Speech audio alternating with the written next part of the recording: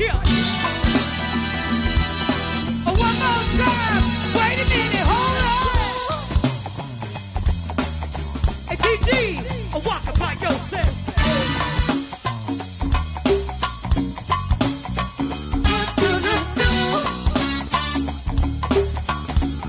Give me horns. 1, 2, 3. Hey, Cherie. Hello, hello, hello, and welcome to another episode of the Mignon Show. I am your host, Mignon. And I'm your co-host, Roz. And we want to thank you guys so much for tuning in. And remember, if you're watching right now on YouTube, please subscribe to the channel. Yes. And we also would like to say hello to all of our friends out there in Facebook Woo, land. hey, y'all. Thank you so much for tuning in. We are doing some watch parties right now. So thank you guys, and please share this video because we have an amazing guest. He is calling in from Florida. He is an author, and tomorrow is October, so it will be Domestic Violence Awareness Month and also Bullying Awareness Month. And so he is a person who is tackling bullying. He has written 7 books in a series of bullying to be able to help children deal with this epidemic that's going on in the school, that's going in the workplace, everywhere. So we're excited to hear from him. So guys, I'm telling you, this weekend was amazing, right? Yes. We had an amazing weekend. My daughter's still talking about it. She's still talking about it. Yeah, so I'm gonna let Roz tell you about that. So on Saturday, let me just say this: October is also breast cancer awareness. Also, yes, I don't want to forget that. Also, but so Saturday, my daughter and I attended our first mother and daughter tea. Okay, that was held by the Family Justice Center, right? No, what was it held by? The Department of Social Services. Oh, Prentice County Department of Social Services. So many big people were in right. it. So it's like it's held by the whole PG County. If you ask me. Yeah, because mostly all the agencies were there. So it was our first time going to one because you guys know I have 3 sons. This is my first daughter. So thank you, Mignon, for getting us in on that event. We had no idea what to wear, so it was so funny. We were doing all these things, but my daughter walked in and she was like so amazed because we were a little fancy with our what's them things called?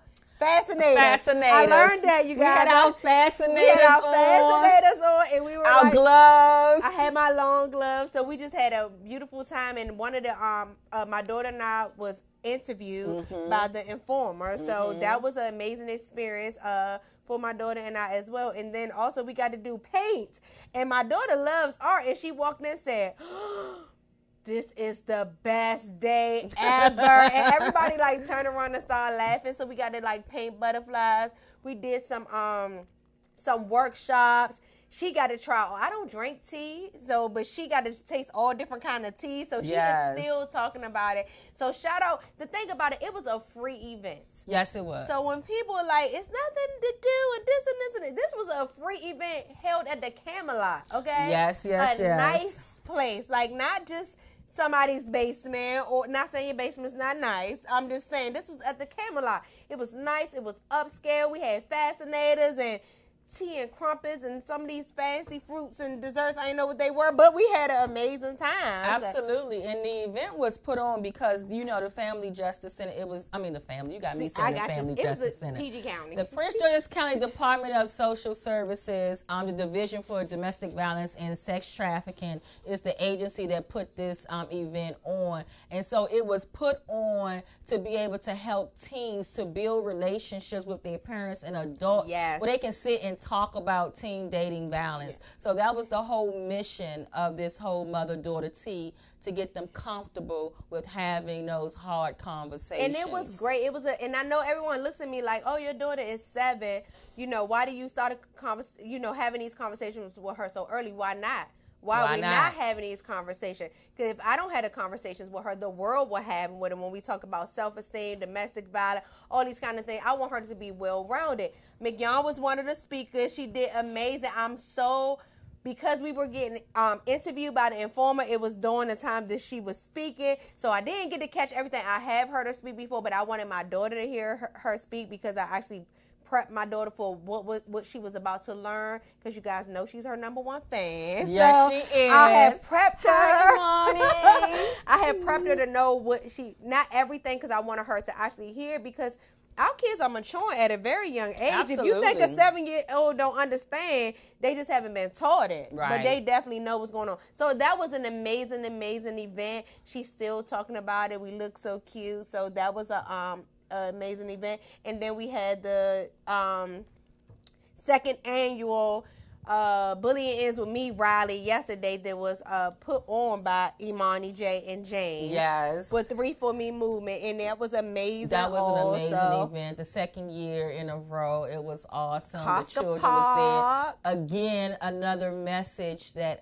the children need to be engaged in and talk. So there was a lot of activities there. There was a clown there, and it was awesome because not only was he a clown doing tricks, but his whole presentation was around bullying. He did great with his message. Absolutely. So, and that's how you have to do. You have to be able to teach children in a way that they can understand. Meet them where they at, so they can understand. And he did amazing job with it. We had we had face paint, and we had some law enforcement officers that came through K9 unit of Prince George's County. Yeah, was they there. came. The K9 was doing tricks and stuff like that. Like, they came out and they really supported the cause. So it was just amazing.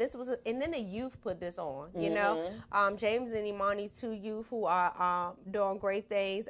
It was just an amazing event yesterday, and it just keep getting bigger and better. Of course, NBA Speaks, Lakeisha Brown Foundation, Daughters with a Purpose, Man to Man, Mental, Mrs. Busy Bee, a couple of other sponsors that we had out there in Giant did some sponsoring, and it was so many other youth entrepreneurs that was there.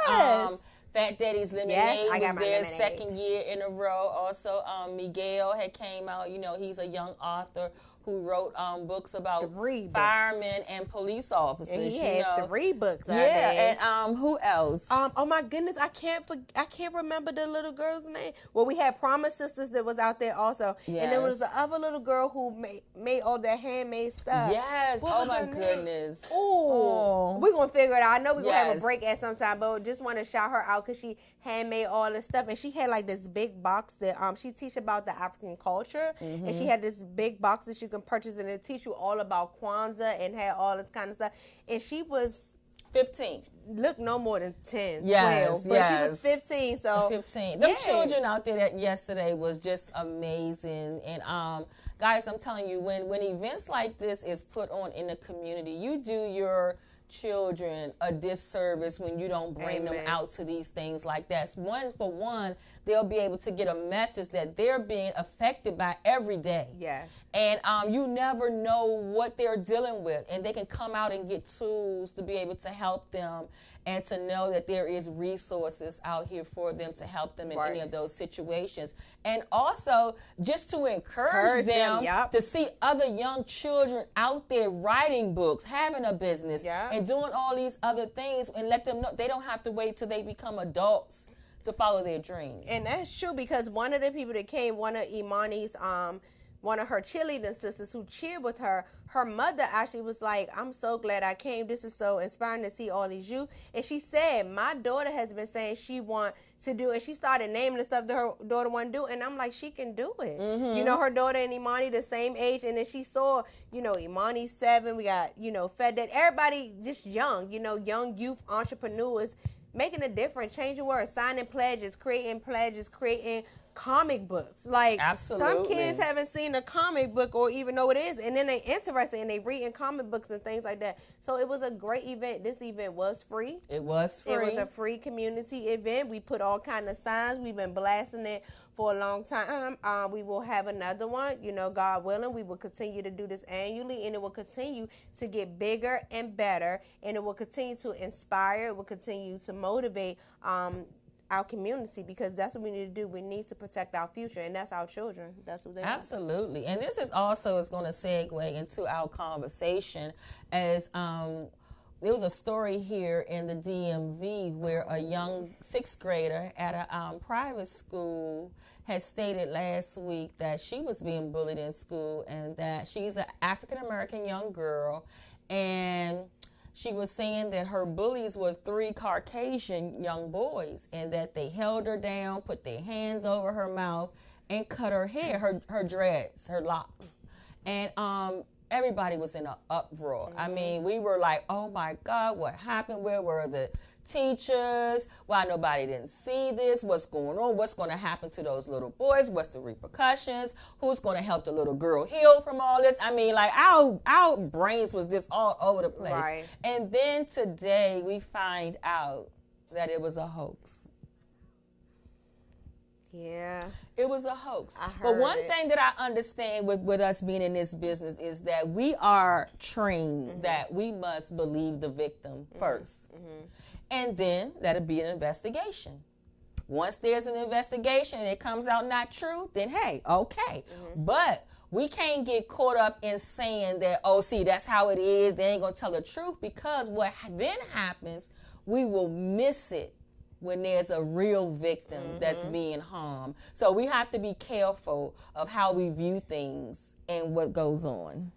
Yeah, I mean, so I didn't get to hear the story yet, and you guys fill me in. So when coming in, I heard it say that it was a hoax, and I was just like, my God, because someone who actually is in the school system also and see things, we talked about this a couple of months ago on the show when people always like, well, how's this going on? How's this going on? So it's a process. You know, when you do bullying, first of all, we need to teach our children what bullying is. Yes, let's define bullying. Define what bullying is, because everything now is like, soon something happened, she bullying me, he bullying me, I was bullied. Like you need to sit down and have a conversation so that your children, you can define what that is, you know. Or when they say I'm being bullied, ask them, what does that look like? You know, what does that look like to them? You know, that's number one. Number two, like when things happen in the school or when bullying happens and people filling out the forms, whatever color forms you had, pink, blue, purple, whatever the forms that you may have to fill out, people's like, how did the school miss it? Well, let me tell you how it get missed.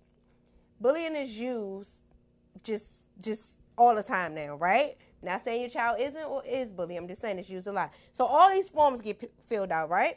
Then as they get to investigating, this one is not true, this one is not true. Sometimes, and I'm not saying it's right, sometimes something get missed. Yeah. Because it's so many. So many. When you have a stack of papers like this on your desk, you only have so many hours of the day. So this is your stack of papers today. Tomorrow, let's add on to that stack of the paper. So sometimes some things get missed, and I'm not saying that it's right or I'm not saying it's wrong. It's human nature, right? So then when things happen, it's like, this one got missed. And it really happened. And now we're all in an uproar. Like we didn't realize what the process was. We didn't talk about the process or how these things happen or how we can prevent it from happening again, because things happen every day. Yes. That we need to learn from to prevent from happening again. You know, we have youth that's out here that's talking about things that have happened to them and how they will, you know, want to fix those things. So we have to be very mindful and careful about the things that's going on. When your child says, I'm being bullied, get that information. See what bullying is look like to them. Yes. Like, I'm being bullied. How are you being bullied? He said my hair was ugly. So he said your hair was ugly today. Is that what bullying is? Right. Like, is that what you're teaching your child, that that's the definition of bullying? Right. Because they just my may hair not might like be your ugly. hair. My They hair- just may not like your hair. My hair ugly today. Like, I'm being seriously. Like, I'm not going to feel like you bully me because you said my hair look ugly. So we Now, have to determine what that is. Are you pulling my hair? Right. Are you tapping on my hair? Are you making a mockery out of me every single day? Are you telling everybody in the class how ugly my hair is? Like, are you taunting me? Because if you just say my hair look ugly today, I'm like, I'd be like, you know, you absolutely right. Because it might look cute to me, but not ugly. So we need to really define that and have a conversation with our children.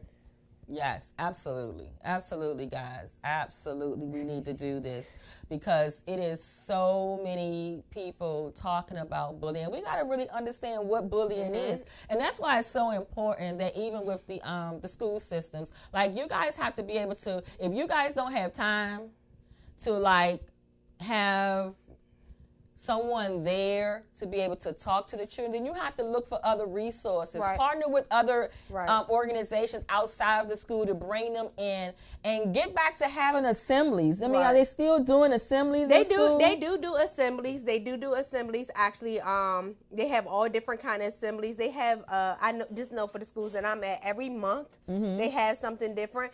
The schools are actually doing no bullying rallies, and also things like that at the school. So things are happening. My question to you: how involved are you? Right. And don't get it twisted. I know we have to work. I have 4 children, so I do understand work. But when your child is coming to you with something, what are you doing with that information? Are we just going straight and going to the blame game? Are we actually investigating? Are we going to sit and have conversations? I do think some of the things have been taken out of school that we need to bring back. For instance, I was a peer mediator when I was in school. When you had the two come together and talk, you mediate, a student mediated, but it had teachers in there, and that kind of things really help. Like, I remember those things helping out. Sometimes you just need a breather. It do help when you have when you have your peers among you to be able to talk about the situation, what's going on.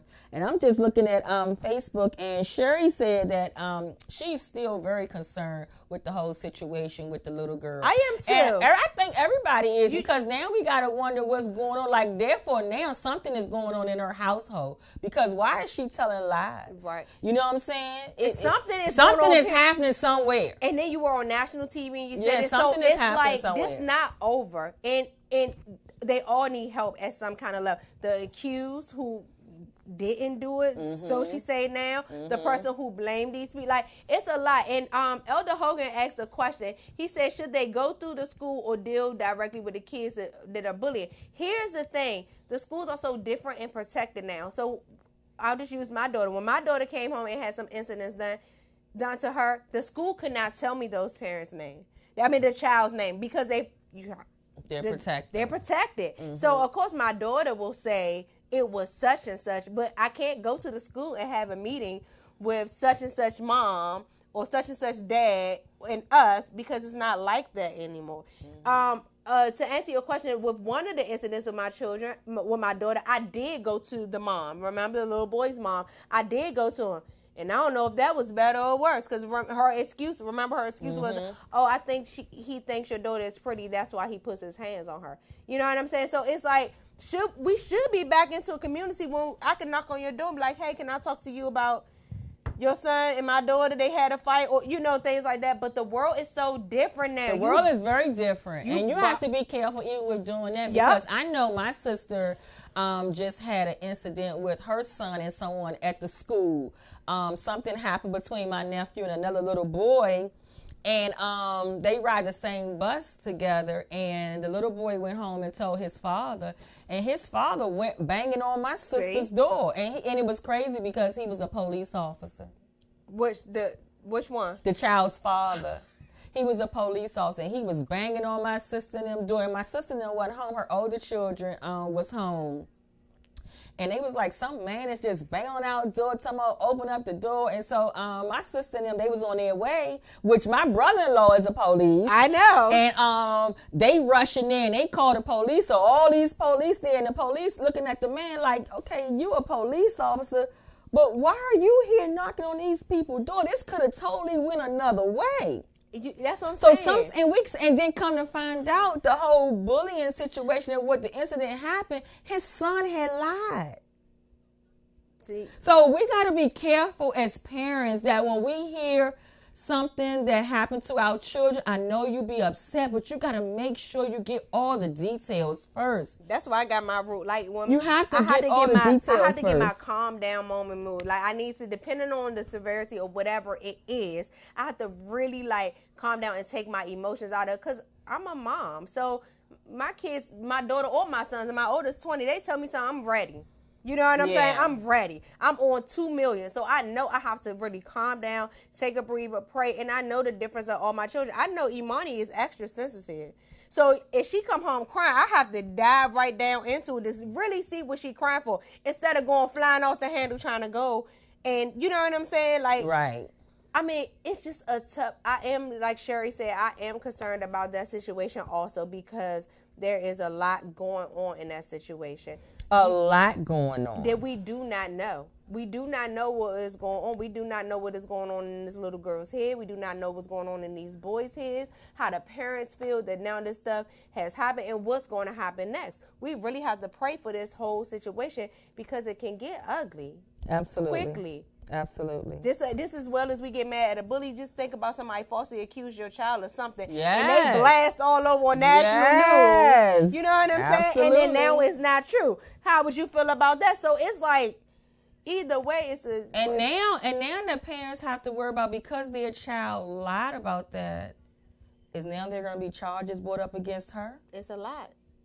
You know, maybe now that my child is traumatized by all of this, probably getting death threats. You know how the society do when we hear about somebody doing so, especially when we got African American against Caucasian. Because we click. You know how that war is. Yeah, you know how that is. And so... It's a sad situation all around. I definitely really pray is. that all the truth comes out and all the help and counseling that is needed is getting done for all involved, because definitely they all need somebody to talk to. As far as this situation, we all need to talk to our children about bullying, what it is and what it isn't, when we really define those things. Because it is, I'm not going to lie, like it does happen. It does. It does happen. But we really need to talk to our children so we can wean out, so we can focus on the things that we need to focus on and help this epidemic, because it's getting serious. Absolutely.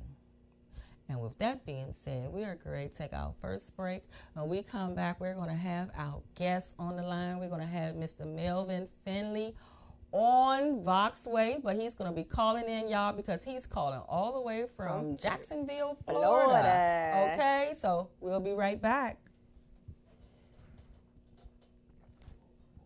Y'all ready to move a little bit here?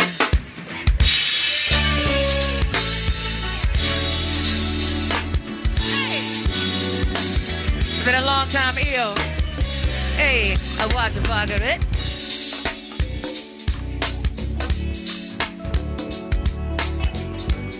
We're gonna start off in cruise control for you, baby. And nice and easy, fella.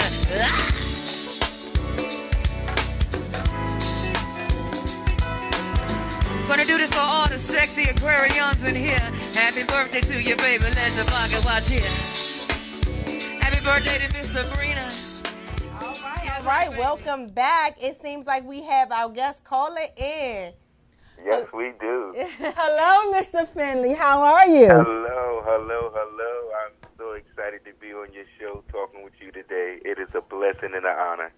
Amen. It is definitely a blessing and an honor to have you on the show, to actually meet you, to hear from you. And we are just so amazed and so thankful of what you're doing in reference to bullying. Oh, man, and when you said we, it sounded like I heard another voice over there. So yes, you're not alone. Yes, it is. My co-host, Roz, is here. Hello, how are you? Thank you for joining us. Roz, it is a pleasure. Thank you for you also having me on the show. I'm so excited and stoked to be talking to you guys today about my book and about bullying. Absolutely. So before we get started, I'm going to read your bio, and then we're going to get right into it, okay? Yes, let's do it. All right. So Melvin Finley is an author, a husband, and a father of 7 children, 6 girls and 1 boy. My Lord. Melvin grew up in Camden, New Jersey, and graduated from Camden High School. He now lives in Florida. Mr. Finley is a speaker and a writer. He loves speaking with kids about bullying and the importance of doing things the right way. Amen. Mr. Finley has a book on Amazon called Tale of a Rat, a Pink Turtle, and a Cat, the Bullying Edition. It is a 7-book series. So again, welcome. Thank you guys for having me. And for the record, that's the first time I heard somebody read my bio out loud, so I'm smiling from ear to ear. Also, this is the first of many. First of many. I thank you for that. I thank you for those kind words. 6 daughters. I'm going to tell you, that stood out. When I heard that, I was like, woo, my Lord, 6 daughters, yes, 1 son. Yes, and my oldest daughter is turning 21 on Christmas. Okay. And it's been a wild ride. God is allowing me to do it all over again. I have my two youngest daughters is 13 and 11. So all the knowledge that I learned from raising my oldest four, it's bringing it all back for me. I'm remembering it all. I remember when they asked me to stop holding their hands, to walk into school, which grade, and I remember everything. When hairstyles got real. Oh, yeah. That is so funny because I understand the starting over. I have 3 sons, 1 daughter, so my sons are 20, 17, 13, and then my daughter is 7. So I understand it. It's a little different the second go round. It is. It definitely is. So, yes. So, would you like for me to call you Melvin or Mr. Finley? Which one for you? Either one, it doesn't matter. Yeah, low maintenance. They're both my names, so you can go with either one. Okay, well, thank you, Melvin. So definitely, our listeners and everybody they're watching on Facebook and they're watching and listening to you on YouTube right now. So we just want them to you to tell them how you got into writing your books, and what made you start dealing with the issue of bullying?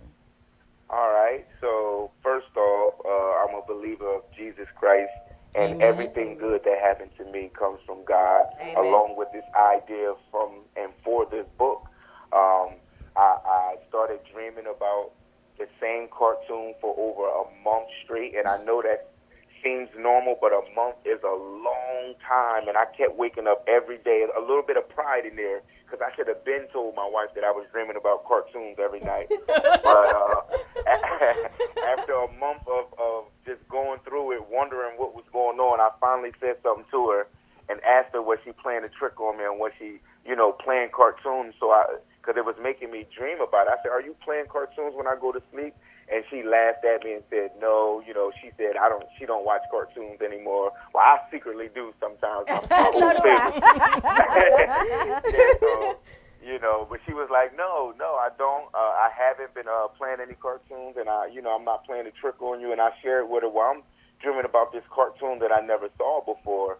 And she said, "Well, write it down. Write it down. See if you can remember stuff." Because she asked me questions, and I couldn't really remember. So the next day I went to sleep. I dreamed about it again, and that's when all I could really remember was the name, and the name that I remember was Tail of a Rat, Pink Turtle, and a Cat. And at this time, I was seeing all 3 of those characters in my dream, but it was still a cartoon. Mm-hmm. And I haven't, did anything towards a cartoon yet, but as I was writing everything down, in about a week time, I had my first book written. Wow. And didn't even know that I was going to write a book. I was just writing down what I saw in a dream. And about 2 months after that, I have went and wrote 7 books, and it all came from my dreams. And I'll tell anybody that asks me that God did it because, I wasn't thinking about a cartoon or children books at all. Wow. Amen. God is awesome. Wow. That is amazing. And you had 7 books within 2 months. Yes. And it was almost like just transferring something out of my brain onto paper or my phone. Nobody uses paper anymore, but from my brain into the phone, I almost felt like I cheated because I know people go to school to be writers and lock themselves away in rooms, and I see all type of movies where people got their little keyboard or typewriters or whatever. I didn't have to think about anything. It was downloaded into my head. And I just wrote it down, whatever he gave me, word for word. Well, you didn't cheat. You just stepped out there. When God speaks, you're supposed to listen, and that's what happened. So he spoke to you, and you did what you were supposed to do. So you didn't cheat, right. You just did it the godly way. That's right. Right. I was obedient. Yep. Yeah. Amen to that. And this is what comes out of being obedient. Right. My first interview. You know what, Melvin? I get that a lot here. A lot of people be told you're my first. This is amazing, right? Yes. It won't be your last. So it would definitely not be your last. Well, I will. If it's not going to be my last, I still want to check in always with you guys, and I want to be available for you guys because I enjoy what you guys are doing on your end. I did a little reading and researching and seeing what you guys got going on, and I can't wait to support any and everything you guys are doing.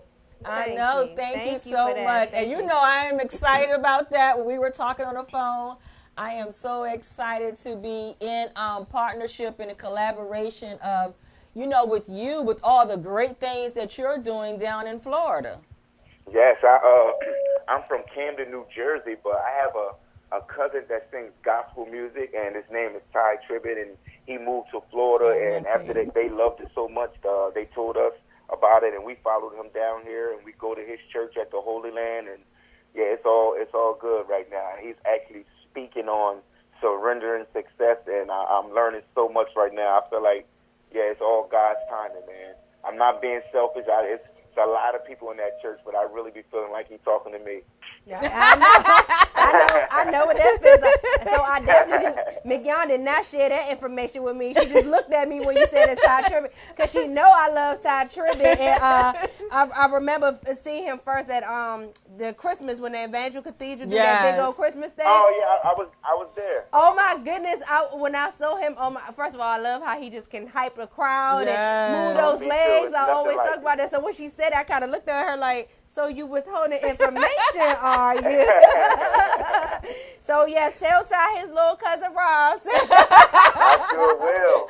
If y'all ever come to Florida for anything, you guys have got to let me take care of y'all for a couple of days, show y'all around, bring y'all to my church, and make sure everything goes smooth. I would love to. We're getting a ticket tomorrow. Listen, hey, Melvin, you already know. When we come to Florida, we are definitely going to let you know, you and your wife, that and we you are. have to bring all the equipment. We have to do a show backstage. I got to get Ty on your show. We got to do it big. Hallelujah. Yeah, we will be there. God is awesome. We will. Yeah. We will definitely do that. We will definitely do that.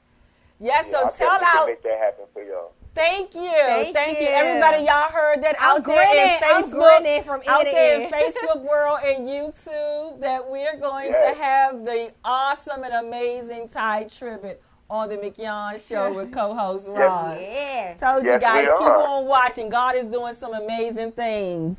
Yes, he is. He is definitely in the blessing business, and favor is not fair. It is not fair. Amen. Amen. Not even a little bit. So also, Melvin, tell us a little bit about the book, because we were, earlier before you came on, we were talking about a situation that happened here in the DMV of a bullying situation between a young 12-year-old African-American girl, where she had claimed that 3 Caucasian young boys held her down and cut her dreadlocks. And so, of course, you know that the area, when we heard it, everybody was in an uproar last week. Of course. But we just found out today that it was not true, that it was a hoax. Wow. Now, and that's why you got to do your due diligence and your researching and make sure, that's the only thing is, because we got a heart and compassion for anybody that's getting mishandled, mistreated, and we want to go be a voice for them and protect. And because the damage was, if it was a true story, the damage would have already been done.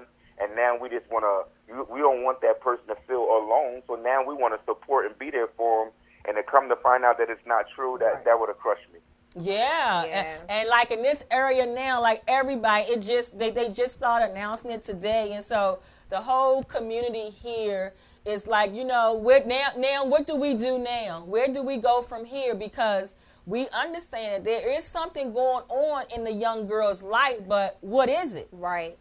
Right. Right. I think, that's a hard one, because I think I will focus on somebody that's really going through something right now, that whether it's cyberbullying or verbal bullying or, just somebody really being bullied. And I think I will focus on somebody being bullied, unless the young lady want to come out and speak about what's really bothering her, because it's all the resources you guys got, and I would use it towards somebody that really need it. Not saying that the young lady doesn't need help with anything, but if she's not speaking out about what she needs, it's kind of hard. Closed mouths can't get fed. Absolutely. And that's what we were just talking about, as far as how it's so hard, because now we had the boys also because I'm pretty sure they have been getting bullied, all kind of conversations, especially when we do the African American and Caucasian. That's already was an issue. That was like the headline anyway. You know, we're going to always make it about race. Fortunately, that's kind of what happens. And then for it to come out that is not true. And like she said, in DMV, we were in an uproar, you know, about the situation. And then, I don't know if she told you, but I'm in the school system. And I was trying to say, in the school system, you have so many cases of things that's happening. And when you try to weed them out, the true from the false, sometimes some things get missed. So somebody who really need help with bullying got overlooked because somebody who wasn't bullied came out. You know what I'm saying? So it's hard. Yes, and it's so difficult right now. And to add on to what you were just saying, another issue I see that's starting to brew up is everybody calling everything bullying. Yeah, we were talking about that. We were saying that bullying needs to be defined. Yes, it do. And who would have ever thought that we would have to say that? But I'm 41. I'm 41 years old, and back in the day, if somebody said the word bullying, it was physical. Right. Right. It wasn't. If you heard somebody was getting bullied, that means somebody literally was tripping them, throwing something, hitting them with something, and it wasn't really verbal. And for it to be bullying, it has to be an unbalance of power. Yeah. Right. You have to be, and if somebody is harassing you, that's not bullying. That's not bullying at all. And a lot of people is using being harassed, they're calling that bullying. It's kind of not, and I'm not trying to make light of harassment at all. Right. Nobody don't want to be harassed. But let's either, call it what it is. That's harassment. Yes. Because harassment Yes, has you're their being own harassed. charges and consequences. Yes, indeed. Yes, indeed. But everybody is calling on the bullying word for every little thing.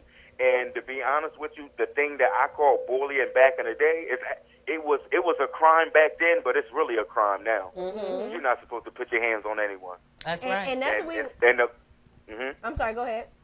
No, I was just going to say, in the moment you do, you can press charges because you're not allowed to touch anyone. And that's what we were talking about just before you called in, how people use it so loosely. It's like, your hair look ugly. You know what I'm saying? And it's like, oh my goodness, this person is bullying me because they said your hair looked ugly one time.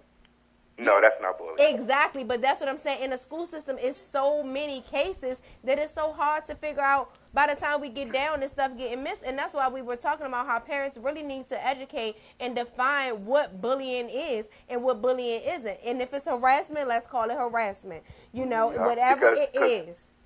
Yeah, because some kids are just mean. Some kids, I like to say it, it's easier to break the glass than talk about the reflection that a kid sees. So kids are very, very mean. If they have mean parents or somebody is being mean to them, you know, they just transfer that meanness onto somebody else, and they don't even know it sometimes. Yeah. Right. I'm the type of person that I want to speak to the bully and the person being bullied. Like, I didn't give up on the person that's bullying the other kids. Right. Absolutely. Like, you can't. Yeah, I still think it's a chance for that person. I still think they might be speaking out of hurt. It's just so much going on, and kids are still kids.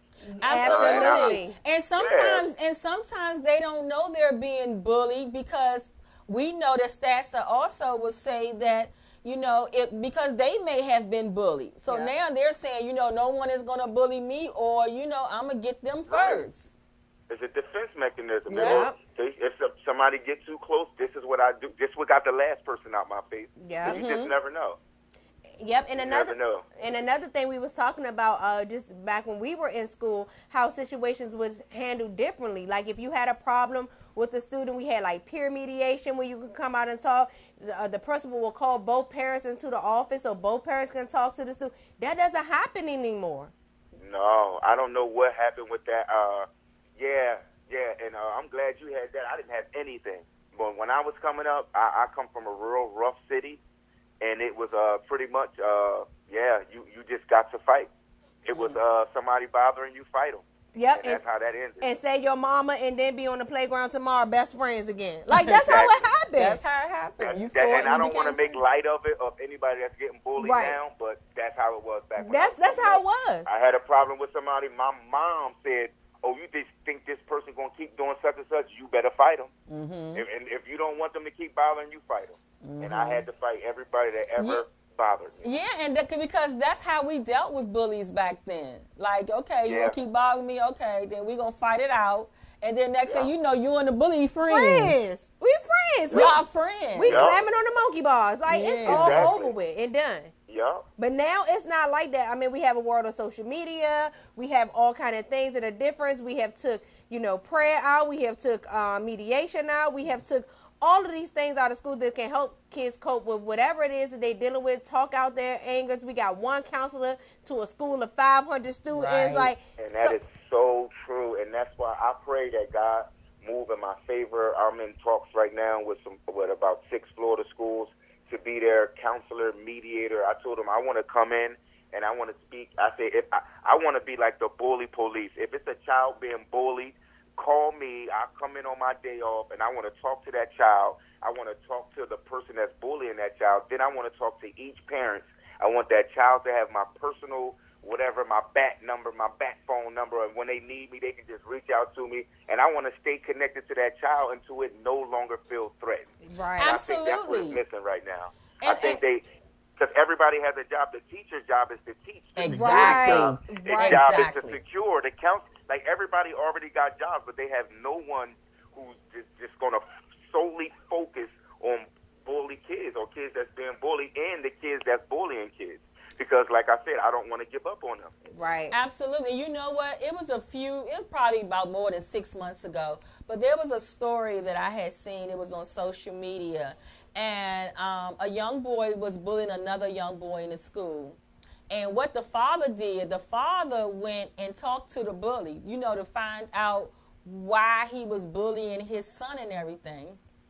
Come to find out, the little boy who was bullying, he came from like a rough background home. He didn't have the proper things that he needed for school. He didn't have decent clothes and decent shoes to wear. Wow. And so he turned that around. Well, and he started bullying people because everybody was making fun of his clothes. A defense mechanism. Yeah, and so what the father did, the father went and took the little boy shopping. Mm-hmm. I saw that. He took him shopping and bought him some things that he needed, and it changed the little boy's whole outlook of what he was doing, because sometimes they don't even realize that they're being bullies.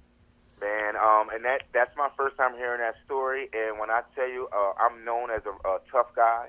I'm not a big guy, but I'm really like stern in my place. But nice stories, happy stories make me break down like a baby, man. I almost bust out crying on this side. I'm glad y'all can't see me.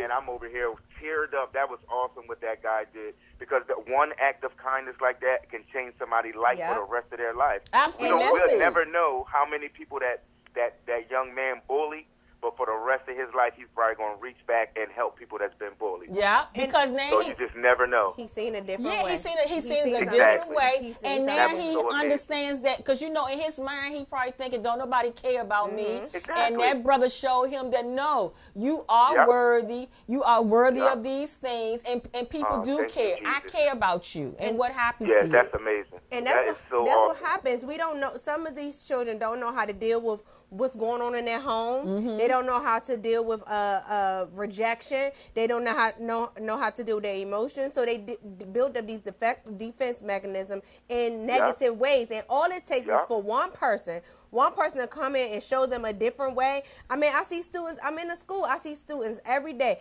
The students that needs the most attention, or that commands the most attention, or always getting sent to the office or something, it's usually the ones that need that extra love, because there's something else going on.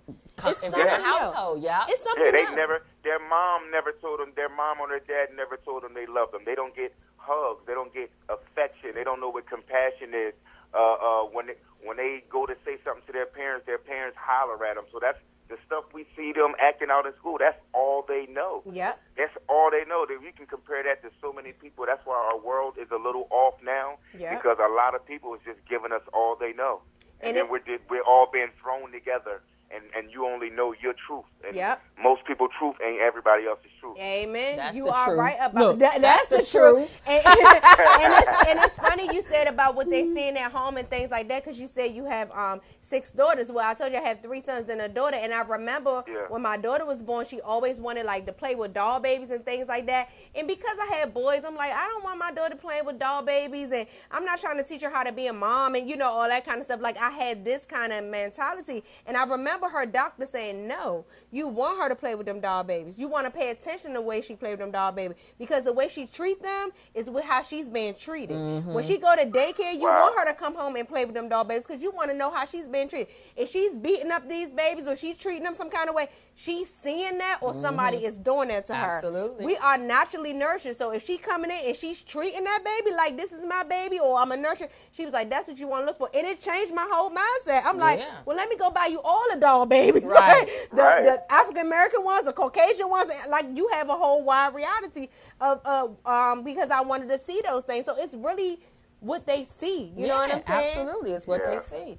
They are like sponges, and they soaking it all up, because that's how they learn. That's how they learn. They sponges. They learn from whoever's around them. That's what they're learning. Whatever behavior is being exemplified in front of them, that's what they're going to take, and that's what they're going to do. And that's why I say a lot of times when it comes to abuse, whether it's domestic violence or bullying, is that half the time you don't know, because that is your norm. Yep, that is true. And one thing that I think that people don't talk about at all, it has something to do with bullying, but it's inclusion. I think if we taught kids more about inclusion, it won't be so many people left out. It's not fully bullying, but it's hurtful. It's a silent hurt. Because if you're new, you don't even have to be new to a school. It feels a certain way when you're not included in everything that everybody else is doing. And I see what certain schools did when they made uniforms, and I understand why they did that. They made uniforms so everybody can look the same. Because it was kids that didn't have a lot, and I understood that part. But it's like, man, but what about everything, though? Like, it's like certain kids can't sit at some people's certain tables at lunch, or certain kids are not allowed to play in certain games, and it's nobody policing that. It's nobody. Like, you shouldn't be able to go through school being the odd man out. It should be something that somebody can do to make sure everybody's included in everything. And that is true. Because the table at lunch, like at the lunch table, because so many kids have allergies, right? So they have a nut-free table. Like, so if you have a peanut allergy, you have to sit at this table. Well, all the other 100 kids are sitting over here, and you the only 2 over here that have a peanut allergy. But you have to sit at this table. No, they can't do that. But here's the thing. It's both ways of that. So you have to sit at this table. You know why? Because your friends are eating peanut butter and jelly. Got you. So you sit over here. So, but you can look at it like, look at that inclusion. You know what I'm saying? Look at those kids get picked up. Why you have to sit over there at that table? Those type of things, and it happens. Yeah.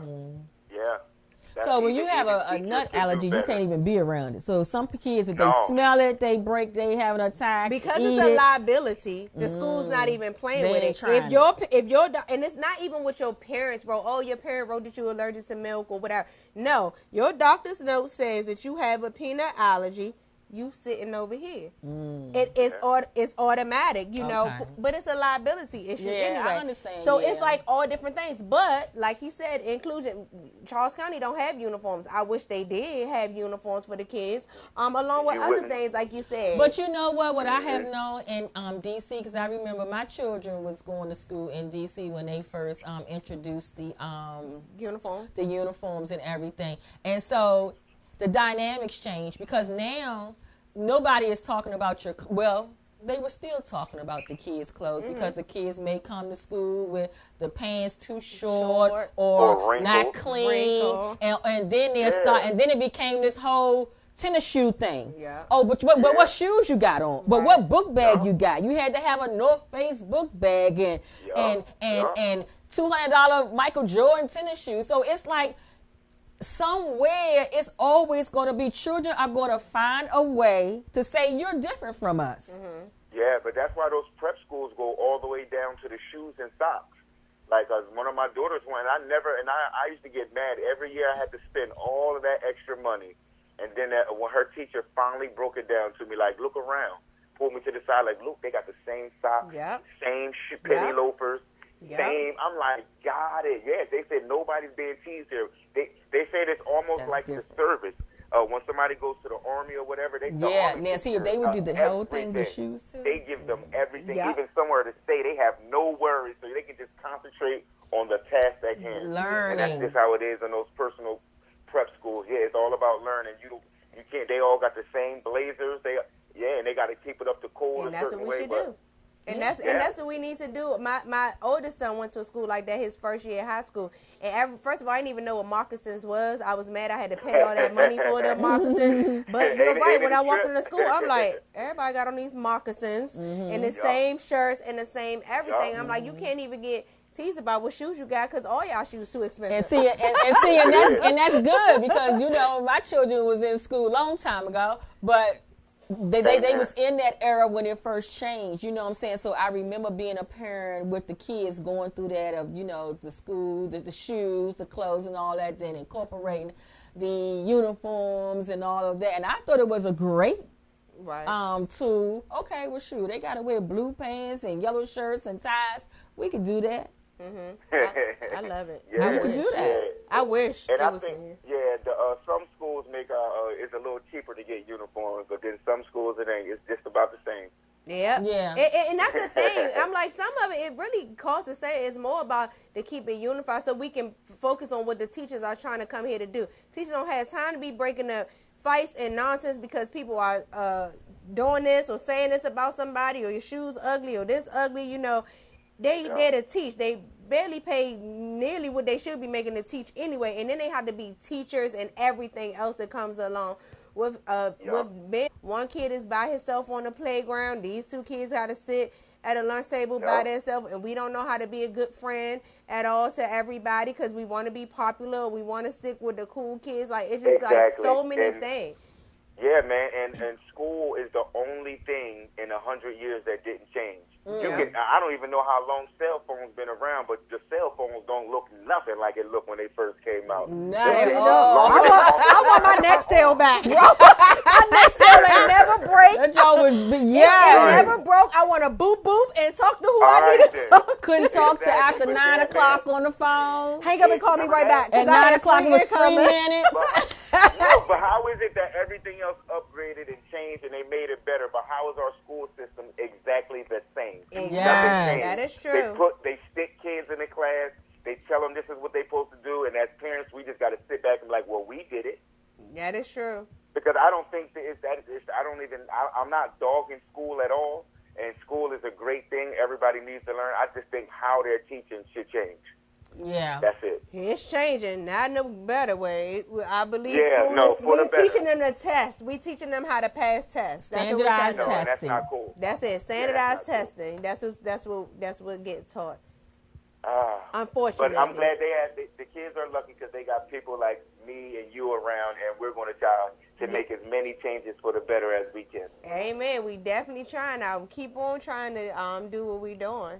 And the parents have to step up and help. The parents definitely have to be able to be at, and see, I think that's where it falls, where the disconnect comes in, is because there's not enough parents showing up at the schools. You don't gotta tell me, honey. To say, this is what's happening, but this is what we need to happen. This is what we need. You know what I'm saying? And even if the parents gotta say, remember back in the day when your parents could go to school and be there all day to come and support the school? You can.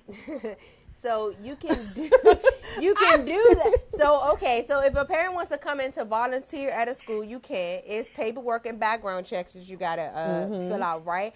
Now I remember when my little sister, not I, used to cut up in school. My mother can make pop-up visits and come sit in the class. You can't do that no more. You can't do that anymore. You can't just pop up in school and think you're gonna have visit the class. No, you have to schedule it. and then have a day when you coming in. So that has changed. So some of the things have changed, and not for the better, in my opinion, as far as those type of things. Because it got my sister in line. A couple of times my mother popped up in there. She ain't doing no more. Back in the day, my middle son, I popped up on him one time. He was standing on the desk acting like a complete fool. And I act like a complete one right with him. He ain't never messed up in school. He in his senior year of high school, been making honor roll ever since. So those type of things make a difference, but those things doesn't happen anymore. Like, you can't just walk up in the school and think you can do something. But the things you can do is empty. PTO meetings are empty. Award ceremonies for kids are empty. You go in there, some seats, a lot of seats. Choose one. I used to get there early because I didn't want to miss a seat. Now I just get there when I get there, when it starts, because I know it's going to be 100 seats anyway. You know, the parents are not stepping up. And again, parents, like, I work, don't be so busy making the life you forget to live. Like, you need to pour into these children and teach them these things. I agree with you. Is that Roz talking? Yes.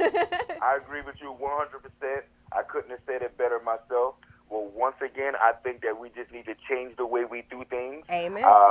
You might laugh when I say this, but I bet you if we made it more social media friendly, I bet you if those things were on live, Facebook Live, and everybody get to see what the moms or dads was doing, because people just want to be. That's what everything is about. How many likes and stuff you get down. And if you made it about, if they can say, look what I'm doing for my kids, I bet you they'll be there then. Yeah. Give but them it ain't no glory. Give it ain't no audience. glory in it just going there regular. Like, if you can't get no likes from it, why am I doing? Nobody don't do stuff unless they can get likes from it now. Even if they're going to feed somebody homeless now, they got a camera crew there watching them do it, and so they can post it later on. So we just got to change the way we do things and almost trick people into doing stuff the right way. That is so sad and unfortunate.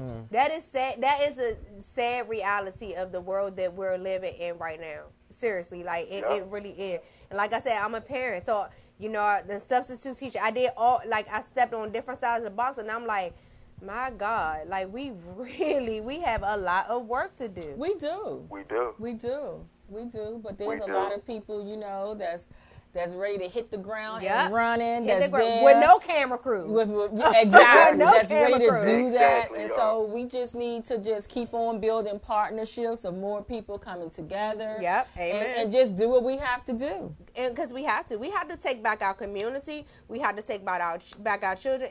Every day when I go into that school, I'm like, if I can change one life, just one life today, I'm going to see a whole lot of kids, but let me just change that one. Because that one is going to go around and change some more life, and my job is done. If I didn't speak something into a child when I go into the school, then I feel like I definitely did not do my job today. Absolutely. And I know another thing I want you to share, Roz, and we had this conversation before, how the schools have totally changed. You know, when we were in school, like, it would be nothing where a teacher can show some type of affection towards you, you know, give you a hug or something like that.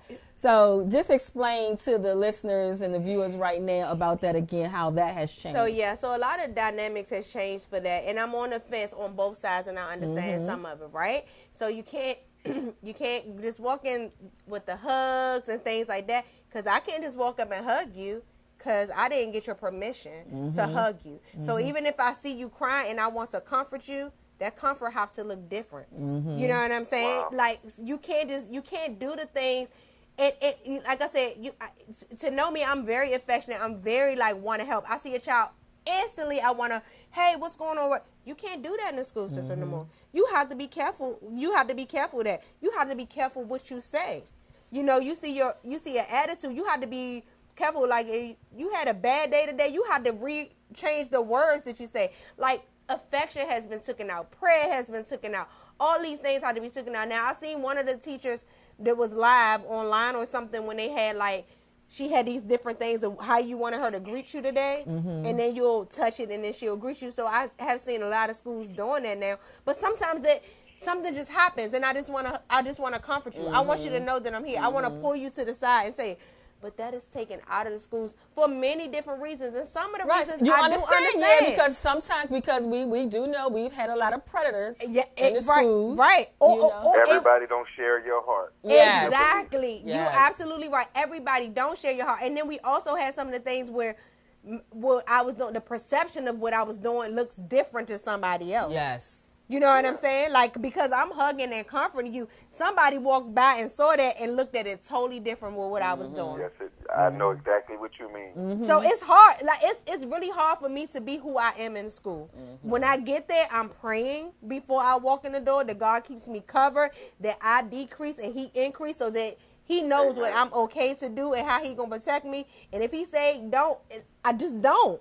You know what I'm saying? But we have taken so much. We have taken so much out of the school, so much to help the kids cope and nurture them and teach them life. You know, not how to pass a test, but teach them how to deal with life. Teach them how to deal with rejection. Teach them how to deal with bullies. Teach them how to deal with harassment. All of these things. We're failing them. Absolutely. That's what we're doing. Absolutely. I'm sorry, my rant. Y'all So know I get Melvin, mad. do you? No, that wasn't a I'm rant sorry, I at all. get mad, Melvin. I get mad.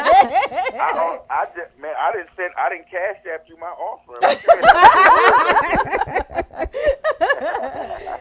Woo, I'm So sorry. Melvin, do you have anything going on down there in Florida? What you got next going on? You have another book, and also Yes, I do. let everybody Oh, know man. how they can purchase your books.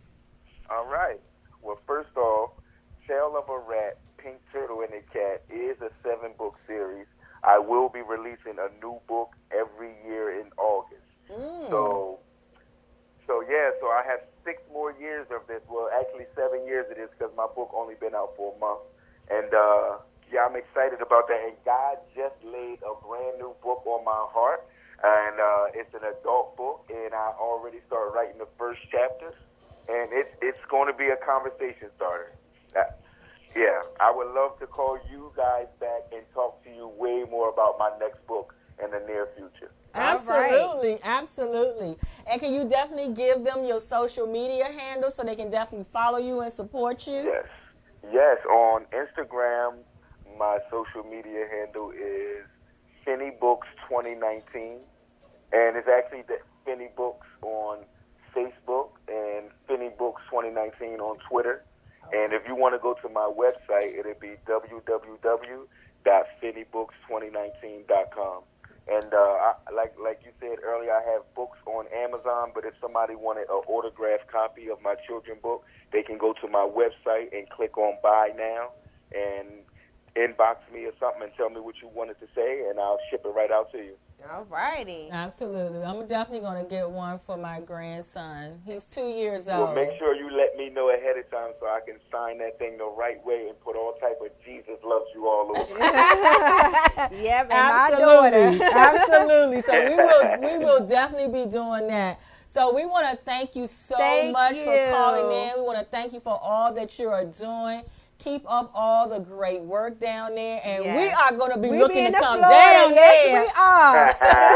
I'm excited about it. If you guys have time, we stream live on Wednesdays and Sundays, and I know you guys got your own church that you go to. So if you at your church, maybe the next day you can catch us on podcast like I'm gonna do today. When I hang up with y'all, I'm going on Ty Trippett podcast, and I'm gonna listen to the sermon from yesterday because it was amazing. Well, definitely send us the link. Yes. Send us the link, and we will definitely forward you the links for tonight's show so you can be able to share it on your website. And Yes, I will. Again, thank you so much, and God bless. God bless you and your Thank family. you. God bless you guys, and thanks again for everything. Can't wait to talk to you guys again soon. Thank All you. right. Oh my good, that was amazing, right? Thank you guys so much for tuning in to just all the amazing things that was going on today. Stay tuned, because the mignon with co-host Roz will definitely be with Ty Tribbett. Yes, we will. Yes, we will. Yes, we will. So, guys, thank you so much for joining us. We love you. We thank you for all the support. As always, you can follow me on Facebook and Instagram at NBA Speaks, and also check out my website at nbaspeaks.com. And I'm Manly's Blended Family on Facebook, Instagram, Twitter, and my website is manlyblendedfamily.com. So, guys, you got to check us out next week. We're going to have 2 amazing ladies. One will be here in the studio. She has an awesome domestic violence play that will be taking place on October the 13th. Her name is Cynthia Miller. And also, we will have from out of Richmond, Virginia, we will have the fabulous Tammy Mobley. So, check us out. All right, you guys. Good night.